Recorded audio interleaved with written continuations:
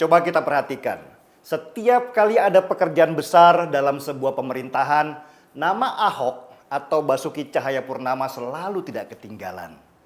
Pada waktu awal Jokowi menyusun kabinet dalam periode kedua, yaitu Kabinet Indonesia Maju, banyak yang mengusulkan nama Ahok untuk masuk dalam jajaran menteri.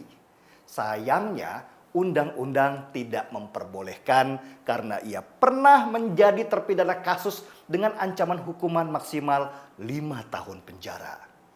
Dari sana saja kita bisa melihat tingkat kepercayaan orang terhadap Ahok dalam urusan eksekusi masih tinggi. Ahok mempunyai kemampuan manajerial yang mumpuni. Ia tipikal eksekutor tangguh dan sistematik. Kita masih ingat saat Ahok menjabat Gubernur Jakarta menggantikan Jokowi.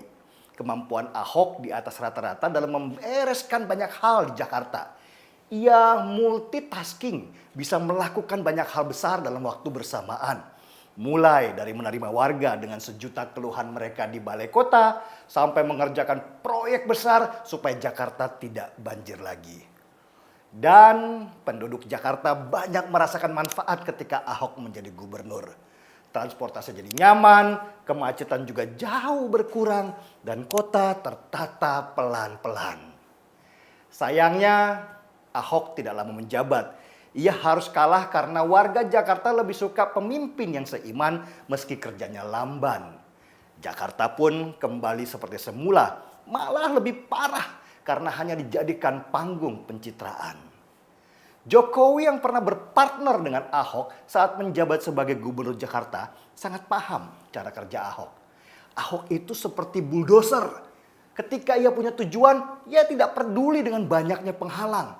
Semua yang ada di depan dihantam. Dia punya target jelas kapan pekerjaan itu harus selesai. Ahok memang bukan politikus. Ia tidak mampu kompromi dan tarik ulur dengan sekitarnya. Ibarat main layang-layang, Ahok tidak pernah mengulur benangnya. Ia tipikal pemain yang suka menarik dengan cepat dan keras. Itulah kenapa layangnya cepat putus. Menempatkan Ahok pada tempat yang salah jelas akan menimbulkan keributan. Tapi jika tempatnya benar, Ahok bisa menjadi sebuah mercusuar. Itulah kenapa saya setuju sekali ketika Jokowi mengumumkan bahwa Ahok adalah salah satu dari 4 kandidat untuk menjadi kepala badan otorita ibu kota baru. Inilah tempat yang sangat tepat untuk Ahok. Bayangkan, ibu kota baru nanti akan dibangun dengan dana sampai 500 triliun rupiah. Dan sebagian besar dana diperoleh dengan model kerjasama bersama beberapa investor asing.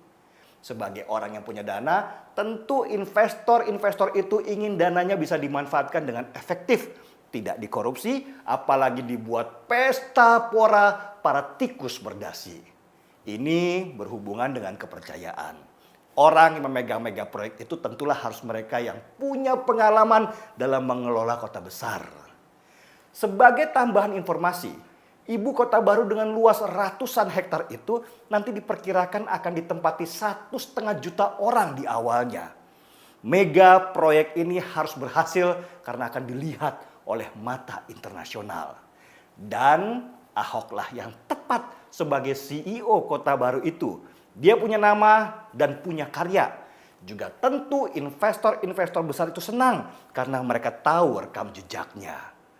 Ahok bisa menggabungkan investor luar dan investor lokal supaya bersama-sama mewujudkan ibu kota baru dengan progres yang sesuai jadwal. Menarik memang melihat kiprah Ahok selama beberapa tahun ini. Ahok memang pernah dipenjara karena terkena fitnah, tapi itu tidak mematikan sinarnya. Bahkan sesudah keluar dari penjara, ia mendapat banyak tawaran kerja. Dan Ahok menerima tawaran yang paling berkesan, menjadi komisaris utama BUMN raksasa, yaitu Pertamina. Ahok adalah bukti dari sebuah kalimat yang mengatakan emas meski berada di tengah tumpukan sampah, ia tetap emas. Yang benci Ahok akan semakin benci karena dulu niat mereka memenjarakan Ahok memang untuk membunuh namanya. Tapi sayang, Tuhan punya kehendak yang berbeda. Kelompok 212 tetap sibuk mencari nasi bungkus dengan demo di mana-mana, sedang Ahok namanya sudah kemana-mana. Saya kok jadi teringat ya, seseorang yang tidak boleh disebut namanya, yang malah tersingkir menjauh di sana. Apakah dia sehat-sehat saja dan tidak terkena corona?